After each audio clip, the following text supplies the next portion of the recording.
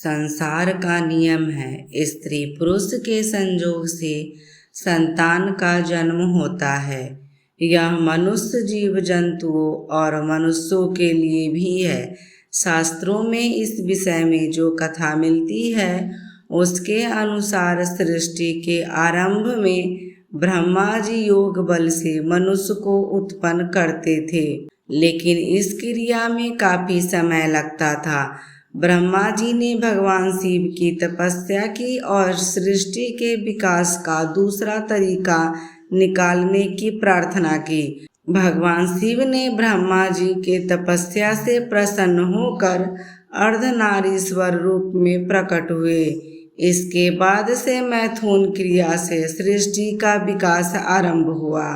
लेकिन हम यहाँ जिस कन्या की बात करने जा रहे हैं उसका जन्म प्रकृति के इस नियम से हटकर हुआ था, क्योंकि इसके जन्म में स्त्री पुरुष का संयोग नहीं था। हम जिस कन्या की बात कर रहे हैं वह महाभारत के भीष्म पितामह की सौतेली माँ है।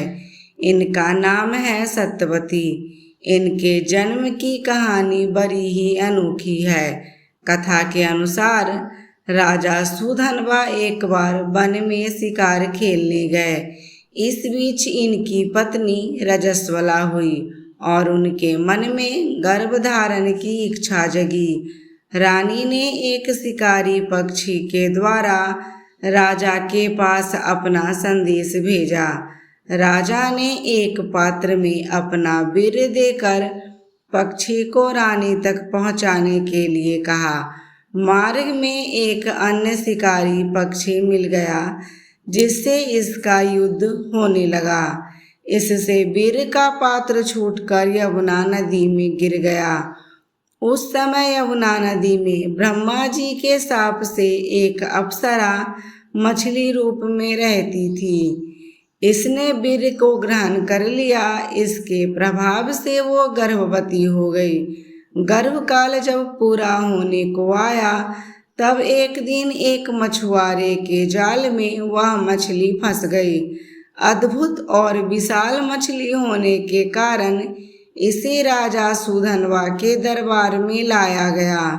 जब मछली का पेट चीरा गया तो उसमें से एक बालक और एक कन्या निकली। राजा सुधनवा ने बालक को अपने पास रख लिया, लेकिन कन्या के शरीर से मछली की गंध आ रही थी, इसलिए उसे मछुआरे को दे दिया गया और यह कन्या मत्स्यगंधा कहलाई। मत्स्यगंधा जैसे जैसे बड़ी होती गई उसका रूप यौवन निखरता चला गया। मछुआरे पिता ने मत्स्यगंधा को यात्रियों को नाव से यमुना पार कराने के काम पर लगा दिया। एक दिन ऋषि पराशर भी मत्स्यगंधा की नाव में बैठे और मत्स्यगंधा को देखकर मोहित हो गए। ऋषि पराशर ने मत्स्यगंधा से प्रेम निवेदन किया और कहा कि मैं तुमसे एक पुत्र उत्पन्न करना चाहता हूँ। मत्स्यगंधा ने कहा, आप ऋषि हैं और मैं मछुआरे की बेटी, ऐसे में हमारा मिलन कैसे संभव है। मत्स्यगंधा ने अपना कौमार भंग होने की बात भी ऋषि से कही। ऋषि ने मत्स्यगंधा से कहा कि संतान उत्पन्न करने के बाद भी तुम कुंवारी ही रहोगी, इसलिए चिंता मत करो। इसके बाद ऋषि पराशर ने अपने तपोबल से घना कोहरा फैला दिया और मत्स्यगंधा के साथ इनका मिलन हुआ। इससे ऋषि व्यास का जन्म हुआ। ऋषि ने मत्स्यगंधा को आशीर्वाद दिया कि तुम्हारे शरीर से अब मछली की दुर्गंध नहीं आएगी, बल्कि तुम्हारे अंगों से उत्तम सुगंध निकलेगी। इसके बाद से मत्स्यगंधा सत्यवती और गंधा के नाम से जानी जाने लगी। दोस्तों, आपको जानकारी कैसी लगी हमें कमेंट करके ज़रूर बताइएगा।